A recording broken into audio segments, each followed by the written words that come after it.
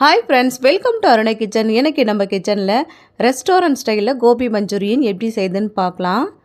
இதுக்கு ஒரு பாத்திரத்தில் தண்ணி எடுத்துருக்கேன். இதில் கொஞ்சமாக மஞ்சத்தூள் சேர்த்துக்கலாம்.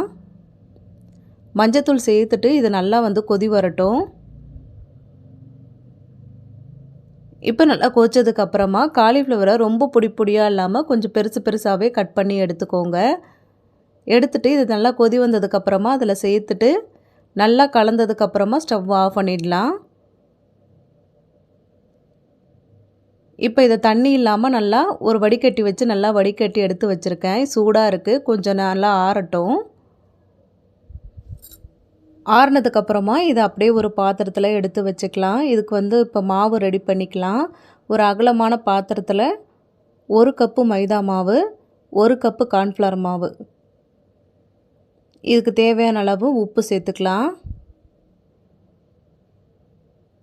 தனி மிளகாத்தூள் ஒரு 1/4 ஸ்பூன் சேர்த்துருக்கேன். மிளகுத்தூள் ஒரு 1/4 ஸ்பூன் சேர்த்துருக்கேன். சேர்த்துட்டு தண்ணி கொஞ்சமாக சேர்த்துக்கோங்க. ஒரு 1/4 டம்ளர் அளவுக்கு தண்ணி சேர்த்தா போதும்.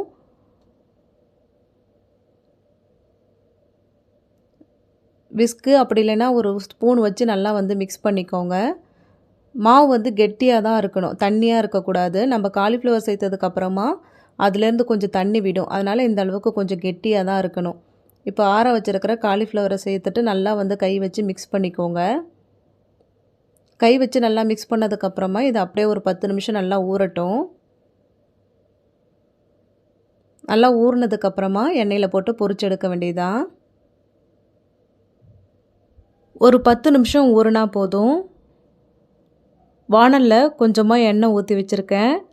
நல்லா காஞ்சதுக்கப்புறமா இப்போ ஊற வச்சுருக்கிற காலிஃப்ளவரை போட்டு பொரித்து எடுத்துக்கலாம். மொத்தமாக போட்டுறாமல் அப்படியே ஒன்றா பிரித்து போடுங்க. போட்டுட்டு அடுப்பு நல்லா மீடியம் ஹீட்லேயே வச்சுட்டு நல்லா பொன்னிறமாக வந்ததுக்கப்புறம் இதை எடுத்துக்கலாம்.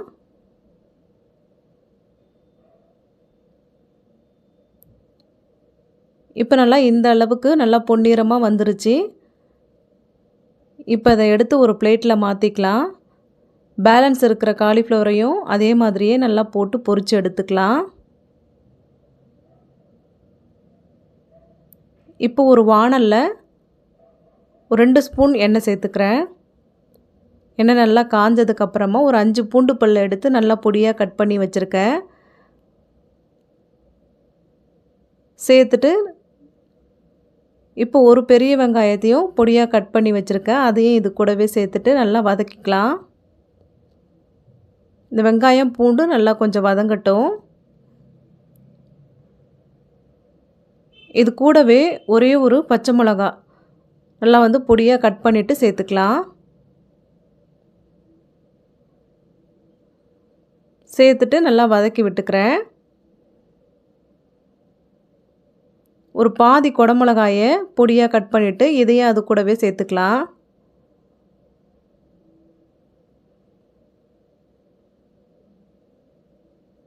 வெங்காயத்தாளுடைய அந்த அடியில் இருக்கிற வெங்காயம் கொஞ்சம் தண்டு பகுதியெல்லாம் நல்லா பொடியாக கட் பண்ணி வச்சுருக்கேன். அதையும் இது கூட சேர்த்துட்டு இதெல்லாம் வதங்குறதுக்கு கொஞ்சம் லேட் ஆகும். அதனால் இப்போ வதக்கிக்கலாம்.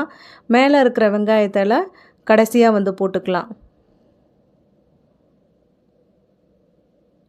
சேர்த்துட்டு இது வதங்கிட்டு இருக்கட்டும். அதுக்குள்ளே ஒரு சின்ன கிண்ணத்தில் 1/2 ஸ்பூன் கார்ன்ஃப்ளவர் சேர்த்துட்டு கொஞ்சமாக தண்ணி சேர்த்து நல்லா கலந்து விட்டுக்கலாம். ஒரு ஸ்பூன் வச்சு நல்லா மிக்ஸ் பண்ணிக்கோங்க.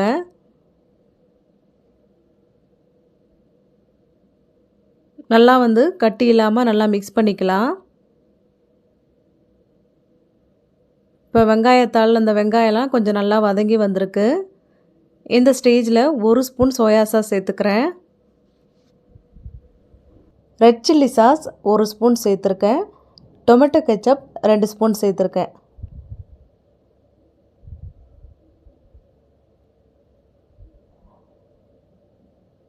சாஸ்லாம் சேர்த்ததுக்கப்புறமா ரெட் ஃபுட் கலர் கொஞ்சமாக சேர்த்துருக்கேன். உங்களுக்கு இது ஆப்ஷனல் தான். ரெஸ்டாரண்ட் ஸ்டைலில் சாப்பிட்ற அதே கலரில் இருக்கணும் அப்படின்றதுக்காக நான் கொஞ்சமாக சேர்த்துருக்கேன். உங்களுக்கு வேணான்னா இதை இந்த ரெட் ஃபுட் கலரை ஸ்கிப் பண்ணிவிடுங்க. நல்லா கலந்து விட்டுக்கிறேன். நல்லா கலந்ததுக்கப்புறமா கார்ன்ஃப்ளவர் மாவை தண்ணியில் கரைச்சி வச்சோம் இல்லையா, அதையும் சேர்த்துட்டு கரண்டி வச்சு நல்லா மிக்ஸ் பண்ணிக்கிட்டே இருங்க. நல்லா வந்து இந்த மாவு வந்து கெட்டியாகி வரும். தண்ணி வந்து சேர்த்துற வேண்டாம். நல்லா இந்த அளவுக்கு நல்லா கெட்டியாக வரட்டும்.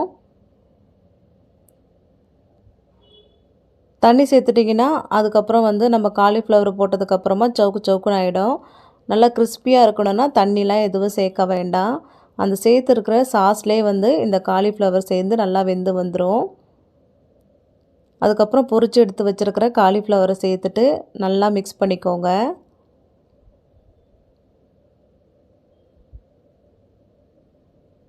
நல்லா மிக்ஸ் பண்ணதுக்கப்புறமா கடைசியாக வெங்காயத்தாளை கட் பண்ணி வச்சோம் இல்லையா, அந்த மேலே இருக்கிற வெங்காயத்தாளை இதுக்கு மேலே நல்லா சேர்த்துட்டு ஸ்டவ் ஆஃப் பண்ணிட வேண்டியதான்.